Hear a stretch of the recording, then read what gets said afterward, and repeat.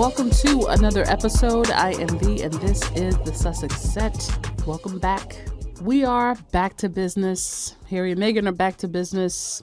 Everything seems to just be rolling right along, especially post-funeral grieving, mourning madness. Like, sometimes I just sit and think about that.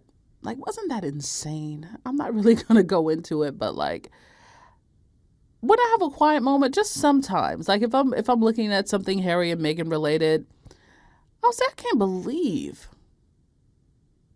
that they put her through that much hell and use the Queen's funeral as an opportunity to. I probably will never get over that, but I'm really glad that they're back to business. It's Monday as I record this podcast, so that means tomorrow, a brand new episode of Archetypes. And you know what? Wouldn't it be something if at some point in one of the episodes remaining for the podcast, Meghan actually takes a moment and not necessarily talks about what happened with her, but how many archetypes did people just levy on her head in that 2 weeks that she didn't plan to be in England, but she was basically held there because she couldn't leave, right? Because she had to support her husband after the Queen died. But how many like negative stereotypes and archetypes that people like throw at her just because they could? And what if she just takes a week to talk about that? Do you know what I mean? Like, what a moment that would be. I don't believe she will. As I said, most of those, and you can tell a lot of the episodes are pre-recorded because when you look at some of the images that come out of, the show where she's talking to Lisa Ling and her daughter or Minnie Kaling, she's wearing the same shirt. So I got the feeling that she recorded a lot of them on the same day. And then there's one where she's wearing, I think, like black leather pants or something. And that was a different day. But I have the feeling that she recorded a lot of them just in batches, But all you got to do is just record one like I'm recording this one today. I don't think she will. And I don't really think that she has to. She really has nothing to say. Her life speaks for her. Her actions speak for her. But wouldn't that just be something? Because it's right in line with what the podcast is already about. But, that's just a side note. The next guest on the Archetypes podcast was not announced like it normally is at the end of the previous episode. And frankly, by the time you hear this episode, you will have already listened to Meghan's episode because your girl is slow. Editing takes a little bit. But anyway, we know some of the guests that will appear on the show already that we haven't heard are Issa Rae, Z-Way, and I think it's a couple other people. Robin Thede, maybe? I'm probably getting that one wrong, but we know she's going to have a few more people on there, and she's already run through the list of archetypes that she plans to talk about. So we don't know. It might be one of those, and it might be a brand new episode. We just don't know. But speaking of archetypes, we just got some news about a collaboration that Archetypes has with Project Healthy Minds. And can I say, I'm just so glad that they're back to doing these. Archewell is, be it Archewell Audio or just the podcast or, Archewell as an organization, just doing these collaborations that mean something, especially to young people, because I think this is something that they're really, really good at. And I felt like they used to do this a lot more in the beginning of the website launch, but it's good to see that they're back to doing that. So Archewell has partnered with Project Healthy Minds. And on their website, well, actually, when you click the link on archewell.com, and this might be something that's just for World Mental Health Day, which happens to be today.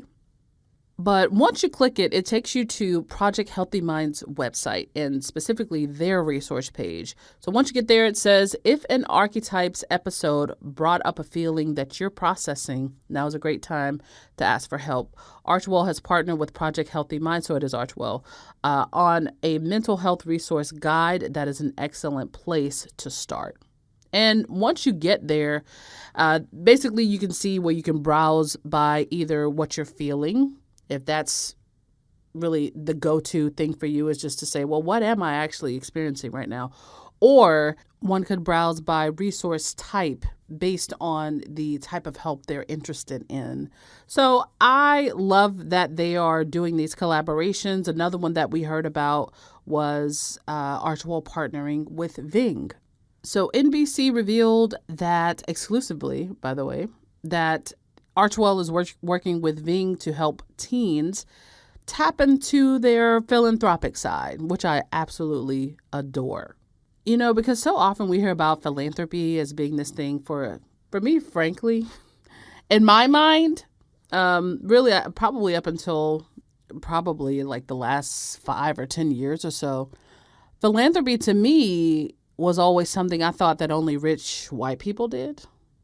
I mean, frankly, that's how they portray it in films, or really in reality too. But truly, anybody can do it. Anyone can give. That's really what it is. It's giving, right?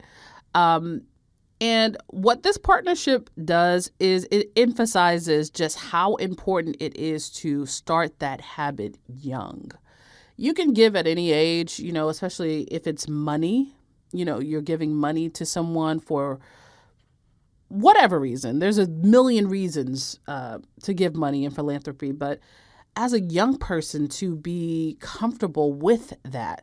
You know, so often we feed young people the idea that, you know, all through life, your job is to get money, to find a way to make money, you know, even if it means ultimately you want to give money to your family member or, you know, pay off your mom's house or whatever. You know, everybody wants to grow up to pay their parents back. But often we don't necessarily show kids that it's okay to give money as well. And so it's really awesome that an organization like Ving exists for that purpose. And not just for the purpose of, let's say, helping someone in your own life, but helping someone in your community.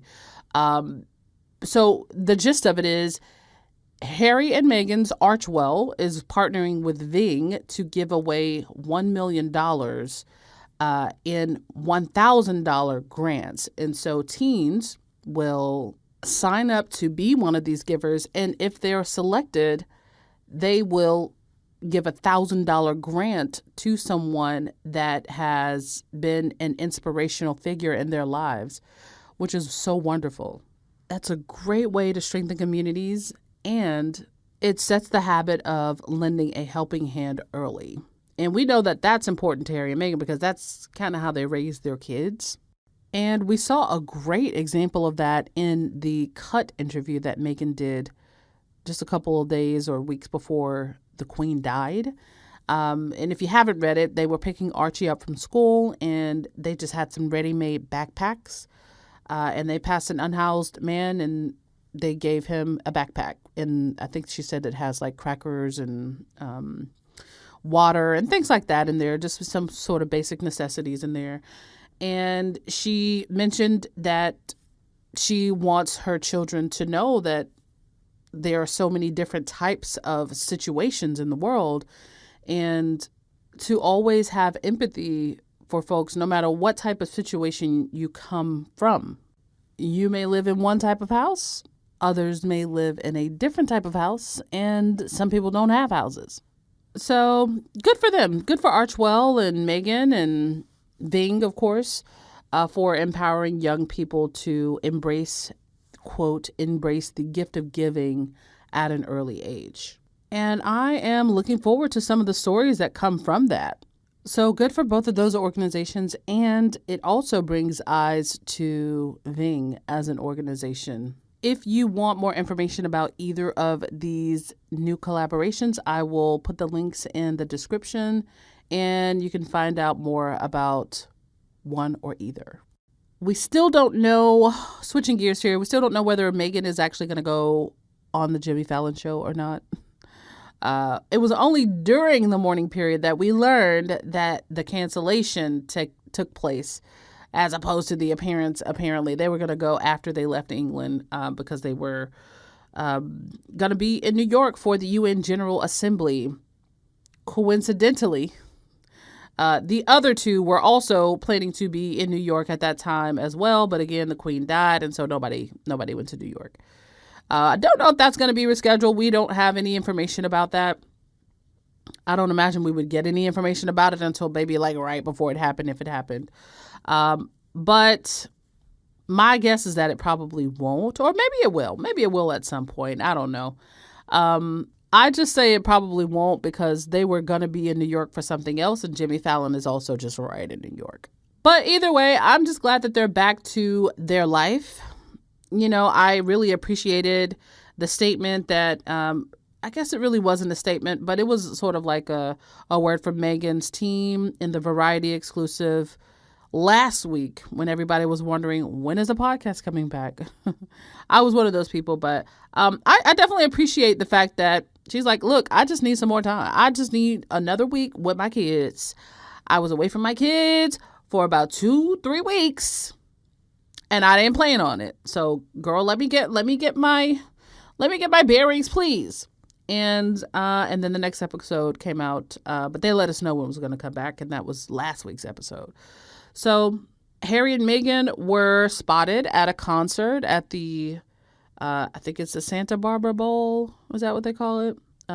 Jack Johnson concert. And I believe it was Jack Johnson. God, I did not fact check any of this stuff. So, but it was nice to see them at the concert and seeing people with their pictures of Harry and Meghan. That's one thing I love about them is they're okay with people posting pictures of them just like meeting up backstage, you know, chilling out. As long as their kids are not involved, I don't mind sharing those pictures or when people share those pictures. But yeah, it's just so good to see them out living their lives, enjoying the music, the sights and the sounds of where they live. And if you notice, the rest of the island is back to speculating. They're back in speculation mode because they don't know anything about anything happening in California or really the United States of America. They say they do. They say they have the sources and whatnot, or all of that. Girl, we don't fucking believe you. But it's really good to see Harry and Meghan back to doing their program, their thing. And if you notice, the press in England, they went right back to that narrative of, well, maybe Harry can come back. Maybe that half in, half out thing can actually work. And if you notice, that's what they were saying before Harry and Meghan went back to Europe for the One Young World Summit, the Invictus Games Dusseldorf, and the Well Child Awards, which, by the way, another little bit of good news, Harry met with the recipients. He couldn't meet with them because the Queen died on the day of the Well Child Awards. So it was even canceled. But he met with them via Zoom, and that was really great. I didn't watch the Zoom, but I'm glad that they shared it and that he got to meet up with him because I know how much he values that organization and his relationship with that organization and the work that is done in that organization. So, and the organization of Well Child has actually also been supportive of him throughout the last couple of years as he's made his transition from England to the United States. So, I was just really glad to see that. But yeah, the papers are going back to their sort of old narratives. You know, I just see them pop up on my newsfeed every once in a while. That's how I know. But they have bigger problems, it seems, especially the Daily Mail, because they're getting sued again. Again, you might recall that Meghan, at least as far as the Sussexes go, sued them and won. And I believe Harry had an ongoing thing with them. But now they're being sued by pretty sizable group of pretty influential people, folks with money. And because that's how newspapers actually win, especially a crap newspaper like the Daily Mail, is just that they kind of don't run out of money. And if you're an individual suing an entity like the Associated Newspapers, you can run out of money suing them. And so it would be wise in a lot of ways to just give up the fight. A lot of people will probably advise. But some people won't even go after them in an open and shut case like Meghan's, for example. And even hers was drawn out. But it was very clear that they couldn't win. And the girl knew what she was doing. You feel me? That's why I think her case is sort of really important leading up to this case. But Harry, or at least the suit, but the group includes Prince Harry, but also Liz Hurley, Sadie Frost, Baroness Doreen Lawrence, Elton John. Elton John is known for not getting involved unless he has enough that he can actually win with. But this high-profile group is suing the Associated Newspapers. They claim that they were the victims of gross breaches of privacy. So they're suing the Associated Papers, which is the publisher of the Daily Mail, the paper, the Daily, the Mail Online, and the Mail on Sunday. It's a pretty big deal. It's a pretty big deal to go after really any tabloid, but especially the Daily Mail, because apparently it's the biggest tabloid in England. And again, it says a lot about Meghan. Maybe she had an advantage as an American to not be intimidated. Maybe if she were English, she wouldn't have even thought about suing, because by this point she might have thought it's just no point of even trying. But the girl's got some cojones. And yeah, I know she's not the first person to ever sue a tabloid. Others have sued and won, actually. But, you know, I think because that was so publicized and it was such a clear victory, I think it gives other people who have a case confidence to actually go forward with it. And, you know, as far as Meghan goes, Meghan and Harry, really, but when I think about the Daily Mail, because I've never, I mean, I to be honest, I can't even tell you if I knew what the Daily Mail was before Harry and Meghan. And I promise you, I am not lying. Just because I'm not English, like we don't, I know they have like a US page and all of that, but like, girl, those are not our go-to sources. Like, you know, they do a lot of search engine optimization to try to get themselves at the top of like, you know, every news story to where you see one of their links. But girl, okay. But now I know what they are. But when I think about the Daily Mail, when it comes to Harry and Meghan in particular, or whether they were in England or now, it is truly just a bullying pulpit. Think about, you know, Piers Morgan and how emboldened he was to every other day drop a column. He also had a show at the time where he could promote some of those same fucking ideas against Meghan and calling her all kinds of names. You know, a lot of that stuff that we're seeing now, which is, it's very, in which I would really recommend just tuning it out. But that started with like Piers Morgan and the Daily Mail. A lot of other tabloids, they just kind of fell right in line. And, you know, Piers moved on from the Daily Mail. So who is it now? Dan motherfucking Wood. He works for the Daily Mail. But so many others will write their editorials or their little opinion pieces about Meghan, primarily about Meghan, just to bully her. And then again, when the Queen died, they pick right up where they left off, just because they could. Nonetheless, in this lawsuit, there are some incredible allegations, ones we've heard before, but it's still just kind of stunning to hear them, but including and not limited to hiring PIs, private investigators, to secretly bug cars and homes, tapping phones, paying police for inside information, impersonations in order to get medical information. Like, how low down do you have to be? Truly. Even accessing bank accounts. You know, can I give you an image? It's a macabre one, okay? I'm just going to be straight up with you. Can I give you an image, though? One of my favorite movies is Road to Perdition. It stars Tom Hanks and Paul Newman, two very fine American actors.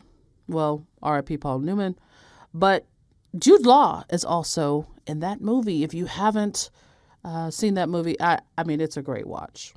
It's one of my all-time favorite films. It's just well done. The music, everything, it's great. Jude Law's character, though, he plays a reporter. Now, Jude is British. He's a great actor, too.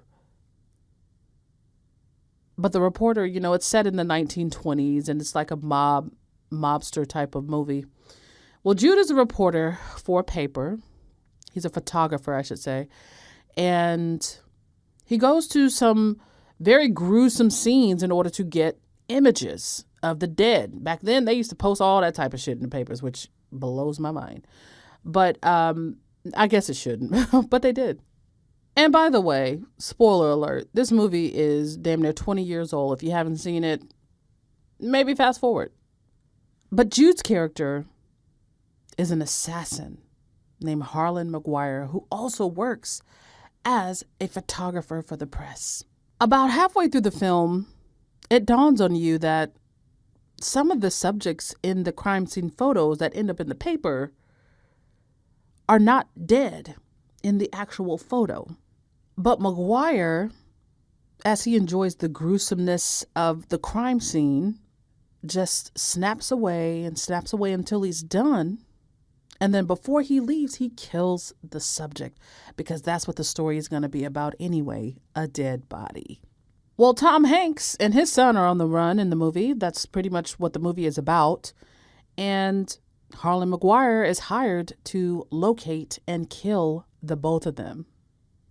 And at the end, again, spoiler alert, this movie is literally 20 years old. I just Googled it. It came out in 2002. He kills Tom Hanks' character. And he pulls out his camera. As a matter of fact, he has the camera already set up when Mike Sullivan walks into the house.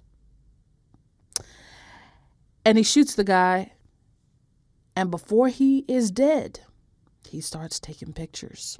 And those are the ones that are going to show up in the paper when it is reported that Mike Sullivan, Tom Hanks' character, is dead. Jude Law's character, in my view, is a Daily Mail. Tabloid culture in general. Tabloids like the Daily Mail, but especially the Daily Mail. Who comes to mind? Caroline Flack. You could also say Princess Diana. Because they do all of this dirt leading up to this moment, right? Where they played a part in ending a life, and then at the end they get away. Now, Harlan Maguire did not get away. He was killed by the little boy. However, and unfortunately, in the case of a tabloid, there's always a next body to be reported on. And what's so sinister is that it's a bonus if you can make profit along the way until the body is produced. And lawsuits like this, hopefully, will prevent any of that type of hunting. But they're always going to be characterized by that. And I feel like the people who work for some of these tabloids, there's a sick pride that they have to that, or have with that. And that's really the thing that's so unnerving. But when you look at Caroline Flack, which was really so recent, this was in the midst of everything Harry and Meghan were actually going through, something that could have been so easily prevented. But they didn't do anything to prevent it. They egged it on. Oh, and then when she died, oh, well, she was such a saint. Same for Diana. All of the front pages. If you look at the documentary The Princess on HBO, they give you a glimpse of those papers that were out the day after she died. Or really technically the day she died. And it's absolutely astonishing that they know they can do this with exemption from any type of punishment over and over again. And when you look at their methods of getting a story, tapping people's phones, they had Meghan's social security number.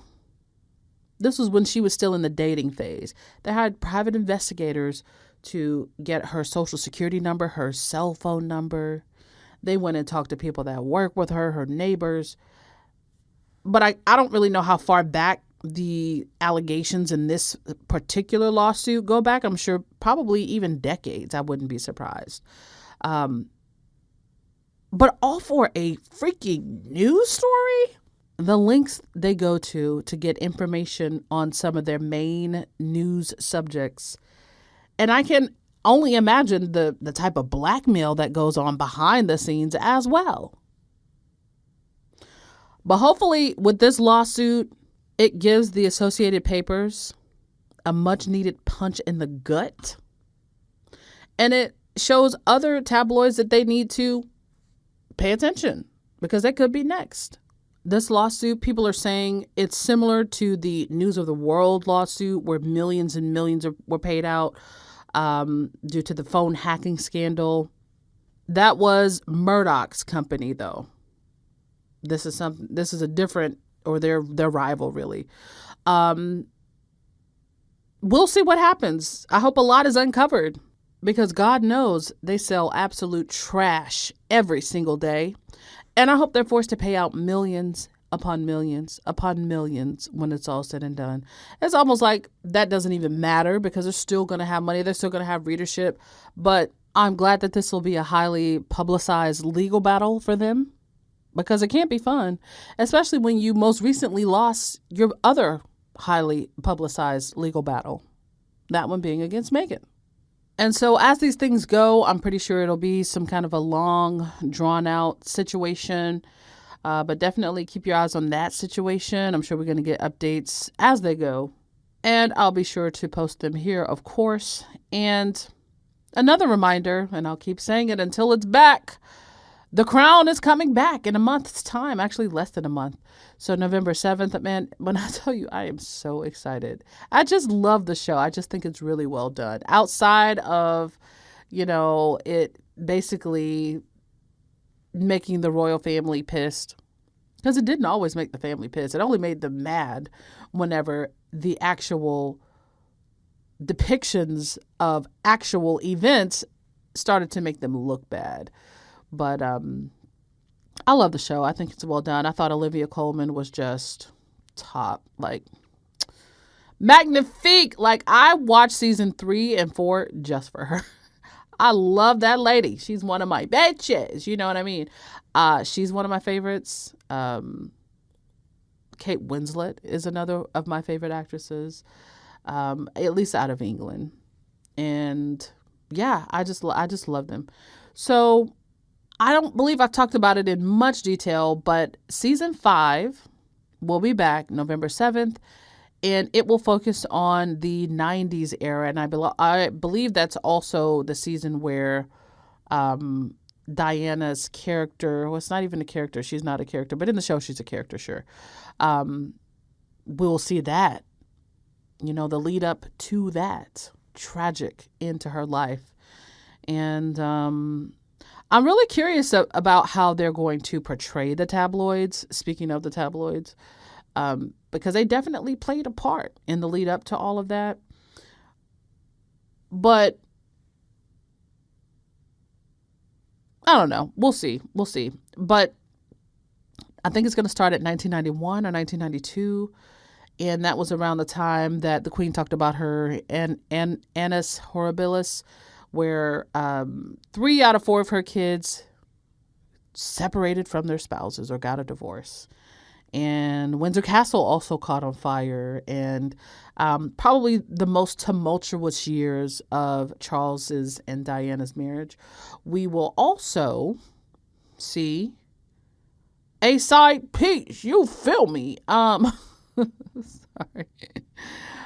I say it because, listen, these people are not any less ghetto than the rest of us. I'm for real. I said it on episode 1 of this podcast. These motherfuckers are ghetto. That is the ghetto. Not to say that, cheating on your spouse is ghetto, but goddamn it is kind of ghetto behavior. Particularly acting as if you're better than everybody else while being just like everybody else. But we are going to see Penny Natchbull, who is said to have been the side piece of Philip. We know the current queen is already the Queen side piece, Queen Camilla, consort. Somebody said they should call her Queen Cohort.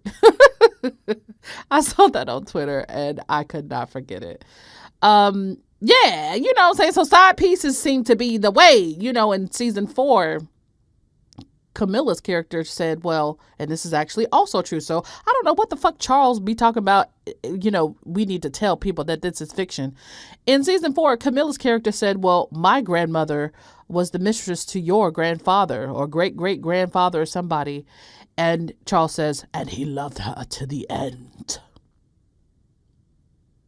Well, Charles loved Camilla to the end because that bitch is y'all's queen, honey. He said, don't even call her queen consort. She's Queen Camilla.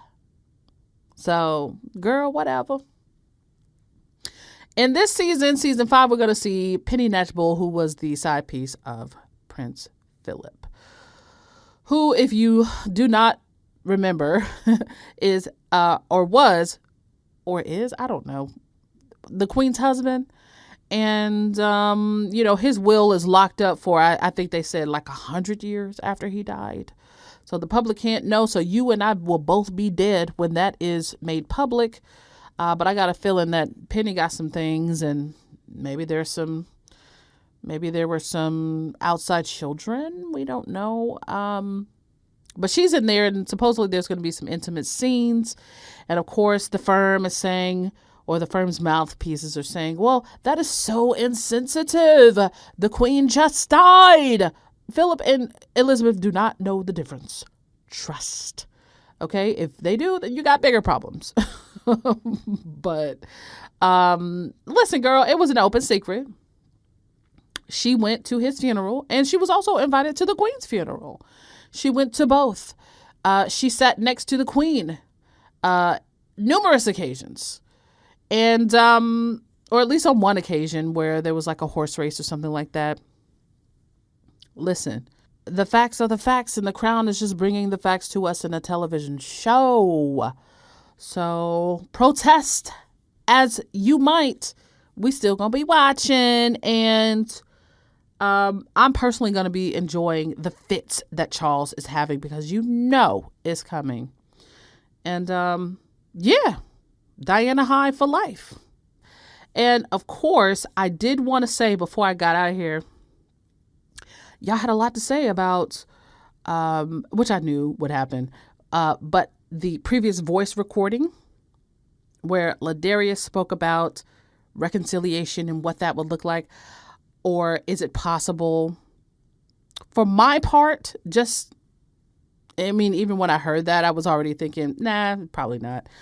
But for me, I saw a lot of people echoing what I was feeling as well, which is that because the disrespect was so public, and this is what I hate about the royal family, especially Will, this is why I don't respect him, especially Kate, this is why I don't respect her, Charles or Camilla, but especially Will and Kate, because they were the ones who were most intensely jealous of Meghan, I believe.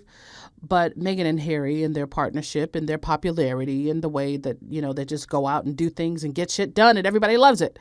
They threw rocks at them and they hide their hand. They throw rocks and they hide their hand, and they pretend that it's all Harry and Meghan. That's highly disrespectful, especially when we're talking about a tabloid culture, as I just spoke about, that will hunt someone until they're dead, and especially a woman, and especially a woman of color. Because if they hunted Princess Diana that way, do you think that they won't hunt a black woman that way? They will enjoy it more when they're hunting her. Valentine Lowe, he's another motherfucker who just got done promoting a flop book along with Katie Nichol and her flop ass book, as well as Tina Brown and her flop ass book, as well as all of the motherfuckers and they flop motherfucking books. All they do, and you notice how they always talk about Meghan in the promotion of those motherfucking books, but yet they say Harry and Meghan are irrelevant, but especially Meghan, the D-list actress. Well, let me tell you something. The way they all collaborated with the royal family collaborating with these types of biographers, I mean, all the way back to Robert Lacey, and calling her all types of names. Now, we don't know who said what because they all, again, they throw rocks and they hide their hands and they hide behind these anonymous sources. However, it could get no more disrespectful to me than when Will and Kate sent their flop ass right-hand man into an actual courtroom, at least virtually, as he provided evidence in the case, again, that Meghan won. She had a right to privacy where her letter was leaked in the mail on Sunday. She won, but they provided evidence. I say they because it was their person, but he works for them right now today for Earthshot Prize. So I really don't know how you reconcile that. When Meghan talks to Oprah and she says that she's, how you reconcile from that. But when Meghan talks to Oprah and she says, I was suicidal, I went to them. They knew. I went to the HR of the firm. They knew that I was suicidal and did nothing. And then Valentine Lowe, right after that in a podcast, he says, oh yeah, I knew. They didn't write about it. If it was Kate, they would have wrote about it.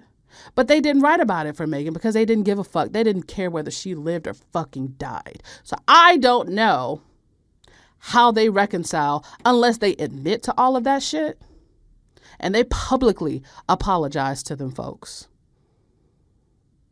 I just don't see how you reconcile that. Charles played a part. He also took away their security when they were most vulnerable. You know, they had a baby. I got the feeling when I knew that Harry and Meghan weren't coming back and they said they made that announcement, I had the feeling that they were running for their fucking lives. And they were. And Charles cut their security at that moment. And then all the way up until the most recent where they were basically the target of character assassinations. Yet again, using the Queen's death as the opportunity, the prime opportunity to hopefully finally destroy them, but especially her.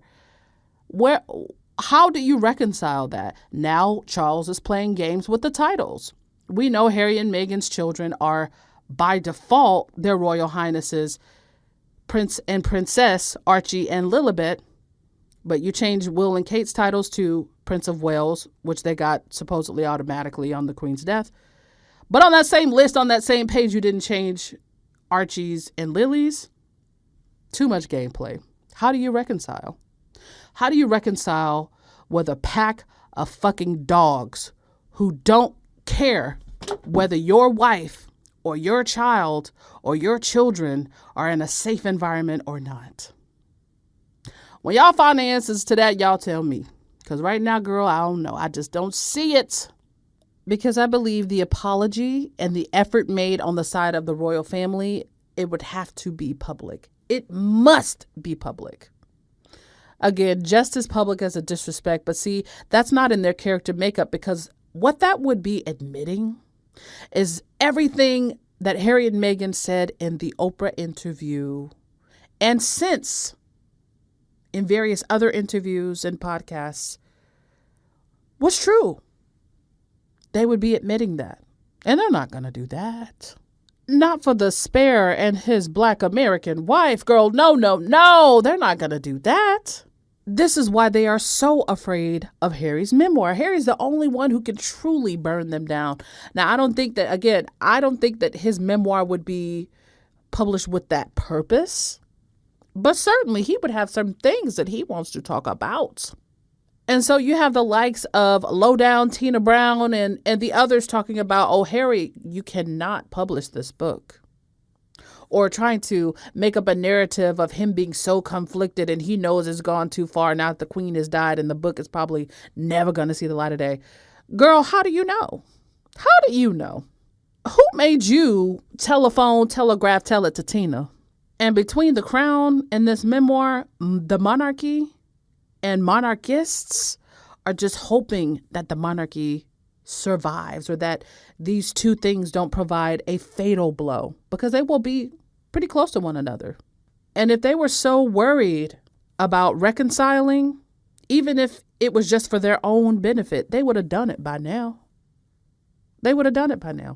So as far as the fans, I think Harry and Meghan's fans are always going to support and promote what they do. That is the key difference between Harry and Meghan's fans and royalists, specifically Will and Kate fans. Will and Kate fans exist to tear Harry and Meghan down. That is the only thing they do. If you go to big accounts that supposedly support Will and Kate, most of the posts are about Harry and Meghan and what Harry and Meghan are doing. You have a brand new Prince and Princess of Wales, but yet you're talking about Archetypes episode 4 with Lisa Ling and Margaret Cho. Why? You know? So I understand the hope that the family, all of the family together, will somehow achieve harmony, the harmony that was envisioned when Meghan joined the family. But that harmony was never there to begin with. That's what I think people who really want this reconciliation don't think enough about. And if you're a royalist, then in a sense, it's already fantasy. It's not real. You know, we love the idea of a happy family just in general. But the royal family has never been that. They have never been that. But they made it clear to Meghan that they were never going to be that, especially not for her. So in other words, she had better get used to being mistreated. And, you know, people love to say that, you know, Meghan knew what she was getting into and, you know, she should have just fell in line. I'm of the belief that those folks were going to mistreat her, whether she fell in line or whether she didn't. She tried to do the job, and they still assassinated her character, making her out to be the angry black woman. Y'all remember that? She supposedly made Kate cry.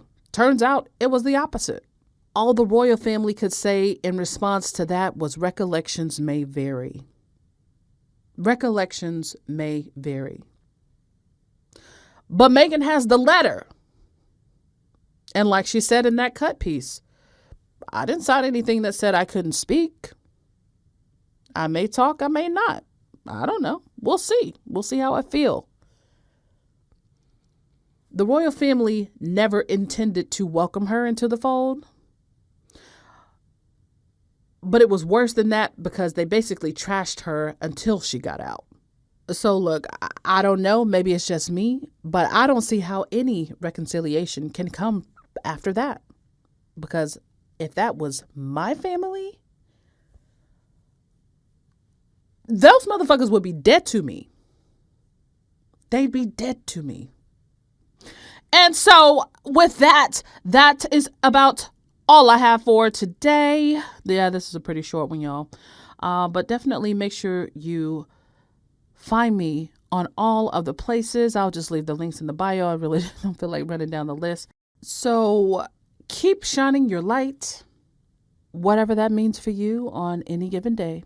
And take care of yourselves, but let's take care of each other too. And so until next time, peace. I'm a bad bitch. You can't kill me.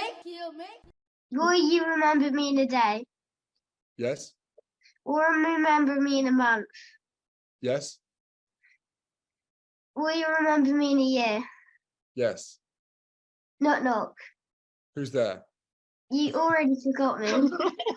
I walked straight into that, didn't I?